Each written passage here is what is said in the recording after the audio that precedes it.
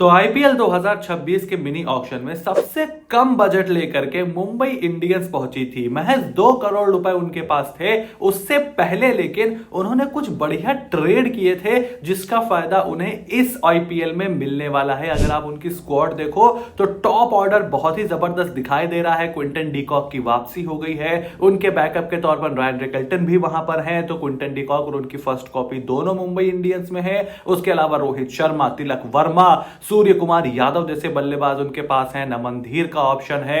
हार्दिक पांड्या के बैकअप के तौर पर राजन बाबा का एक बेहतरीन यंगस्टर। उसके अलावा दीपक चहर भी हैं। उसके साथ साथ शार्दुल ठाकुर भी हैं। तो लोअर ऑर्डर में एक फास्ट बॉलिंग ऑलराउंडर भी मौजूद है।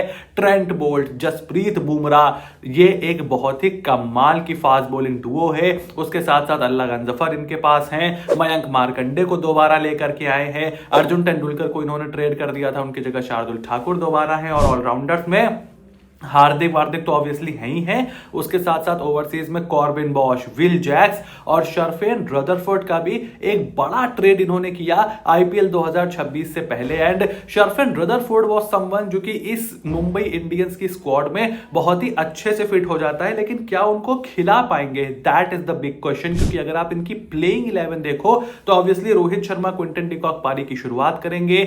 उसके अलावा सूर्य Kumar Yadav eight 3, Tilak Varma eight 4, Hardik Pandya eight 5, उसके अलावा विल जैक्स, शार्दुल ठाकुर और दीपक चहर में से कोई एक, दिन जसप्रीत बुमराह, ट्रेंट बोल्ट, अल्लाह गंजफर, मयंक मार्कंडे और नमन धीर को यहां पर as an impact player team use करेगी। इस टीम में बस एक इशू जो कि बहुत मेजर मुझे दिखाई दे रहा है वो ये है कि टीम थोड़ी सी अनस्ट्रक्चर्ड यहां पर मालूम पड़ रही है। अगर इस टीम का स्वॉट एनालिसिस करें तो देखो, सबसे पहले स्ट्रेंथ से स्टार्ट करते हैं, जहां पर परफेक्ट इंडियन कोर इस टीम के पास है, बहुत ही मजबूत है। रोहित शर्मा, तिलक वर्मा, सूर्य कुमार यादव, हार्दिक पांड्या, जसप्रीत बुमराह, 5 प्लेयर्स जो कि बहुत ही तगड़ी यूनिट ये टीम बना देते हैं। और बैटिंग से लेकर, ऑलराउंडर से लेकर, बॉलर से लेकर, left hander, right hander, experience, youth, सब कुछ कवर हो जाता है। That is one hack of an Indian core जो कि इस टीम की सबसे बड़ी ताकत है। उसके अलावा आप देखो तो मैच विनर्स इस टीम के पास बहुत ज्यादा है। सबसे पहले गेंद से Trent Boult, Jasprit Bumrah, I think the biggest match winner. उसके अलावा हार्दिक पांड्या हो गए। इवन रोहित शर्मा ने भी लास्ट ईयर कुछ अच्छी पारियां खेली थी। तिलक वर्मा बहुत बढ़िया खेल रहे हैं। Surya Kumar Yadav, when he is in form there is arguably no IPL better than him,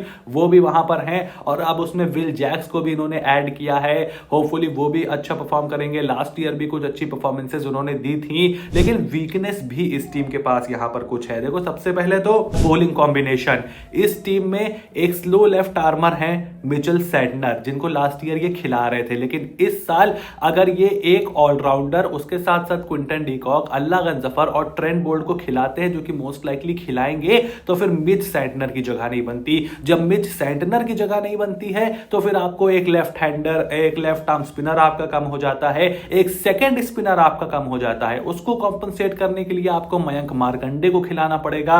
सो उससे आपका थोड़ा सा स्ट्रक्चर यहां पे ढीला ढाला मालूम पड़ता है। सो उसको कवर करना बहुत ज्यादा मुश्किल होने वाला है। अगर आप देखो तो तिलक वर्मा, सूर्य कुमार यादव, विल जैक्स, ये सब टॉप 3 के प्लेयर हैं। 3 या 4 से नीचे ये बल्लेबाजी नहीं कर सकते। अब विल जैक्स को इन्होंने लिया जरूर है, खुश बहुत थे लास्ट ईयर आरसीबी से बिडिंग वॉर जीत करके, बट विल जैक्स उस तरीके से इस टीम में फिट नहीं बैठते हैं। Sherfane Rutherford would be a much better choice lower down the order, क्योंकि वो हार्दिक पांड्या को भी नंबर 5 पे शिफ्ट कर देते हैं। Hardik Pandya is not the same finisher that he was few years ago, and I think number 5 उनके लिए ज्यादा बेटर स्लॉट रहेगा और वो ज्यादा कंसिस्टेंटली मैच विनिंग परफॉर्मेंसेस भी दे पाएंगे। आई एम नॉट सेइंग कि Hardik Pandya will not be able to bat at 6, but it is better that he bat at 5 and Sherfane Rutherford bat at 6। और कॉर्बिन बॉश का एक ऑप्शन भी आपके पास है, but वो थोड़ा सा बैकअप की तरफ रहेगा।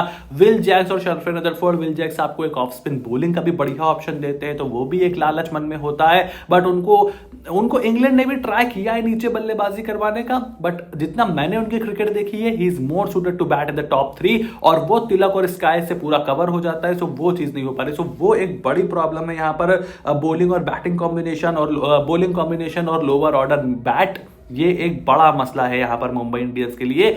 और स्लो लेफ्ट आर्म वाला मसला भी उनके साथ चल रहा है। और अपॉर्चुनिटीज की बात करें तो ऑब्वियसली हार्दिक पांड्या, गुजरात टाइटंस में बहुत सक्सेस मिली थी, लेकिन मुंबई इंडियंस में वापसी के बाद से which is arguably a better team on paper than Gujarat Titans, उतनी सक्सेस मिली नहीं है। काफी सारे लोगों का ऐसा भी मानना है कि क्या हार्दिक पांड्या ने गलत फैसला किया। जब वो आए थे 2024 में तो सीनियरों के साथ उनकी कलेश की भी खबरें थी, फिर इंडियन टीम से उनको मतलब उनको कप्तानी से हटा करके एकदम से स्काई को कैप्टन बनाना, तो रोहित और स्काई फिर दोनों का मुंबई इंडियंस में अंडर खेलना।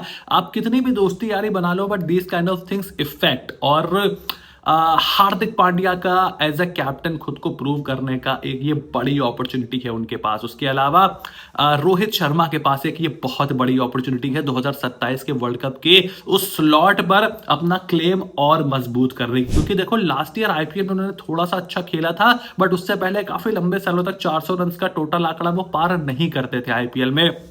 अगर उन्हें 2027 का वर्ल्ड कप खेलना है तो कंसिस्टेंटली क्रिकेट खेलनी होगी। अब चूंकि वो टेस्ट और टी20 क्रिकेट नहीं खेलते हैं, ओडीआई क्रिकेट बहुत ज्यादा होती नहीं है, तो आईपीएल का एक एक सीजन उनके लिए बहुत इंपॉर्टेंट बन जाता है। और अगर वो ऊपर से रन बनाते हैं तो मुंबई इंडियंस की भी बहुत सारी परेशानियों को वो खत्म कर देंगे, नहीं भी खत्म कर पाए तो उन पर पर्दा जरूर डाल देंगे। तो आईपीएल 2026 के लिए मुंबई इंडियंस मुझे ठीक ठाक टीम दिखाई दे रही है। अब कुछ कमियां तो हर टीम में होती हैं, देखना है कि वो अपनी इस कमी से ऊपर उठकर कैसी परफॉर्मेंस देते हैं। आपका क्या ओपिनियन है मुझे कमेंट बॉक्स में लिख करके जरूर बताओ। चैनल को सब्सक्राइब करो, नोटिफिकेशन की घंटी बजाना भी बिल्कुल ना भूलना, ताकि ऐसी कोई भी वीडियो तुमसे बिल्कुल भी मिस ना हो। Stay tuned and I will see you soon in the next video.